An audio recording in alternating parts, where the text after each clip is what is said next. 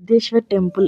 ఈ టెంపుల్ ఎంతోమందికి తెలుసు, బహుశా ఇన్స్టాగ్రామ్ వాడే ప్రతి ఒక్కరికి తెలుసు. ఇది ఇన్స్టాగ్రామ్ రీల్స్లోనే చాలా ఫేమస్ అయింది.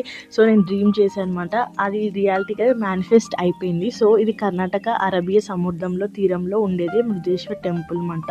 సముద్రం తీరాన ఈ ఆలయం చూస్తుంటే అలాగే చూడాలనిపిస్తుంది. అసలు నేచర్ అయితే బాగుంటుంది. ఇంకా వర్షాకాలంలో చాలా చాలా పీస్గా ప్రెజెంట్గా ఉంటుంది. అసలు అక్కడి నుంచి రావాలని అనిపించదు అనమాట. చాలా పెద్ద ఆలయం. ఇక్కడ శివుడు శివలింగం రూపంలో పూజలు అందుకుంటాడు. కందుకు కొండపైన నిర్మించిన ఈ ఆలయం ప్రపంచంలో 2వ ఎత్తైన శివుని విగ్రహంగా ప్రసిద్ధి చెందిందన్నమాట. ఈ విగ్రహం ఎత్తు 123 అడుగులంట. ఈ విగ్రహం బంగారు పూతతో పూజ చేసి పడింది. ఇక్కడ రాజగోపురం 20 అంతస్తులు ఉంటుంది. మనం ఆ 20 అంతస్తులు కూడా లిఫ్ట్ ద్వారా మనం పైకి వెళ్ళొచ్చు. పైనుంచి వ్యూ ఇంకా చాలా బాగుంటుంది అనమాట. ఆలయంలో ప్రవేశించే ద్వారం ఇరువైపులా 2 ఏనుగులు ఉంటాయి విగ్రహాలు. చాలా చాలా బాగుంటాయి.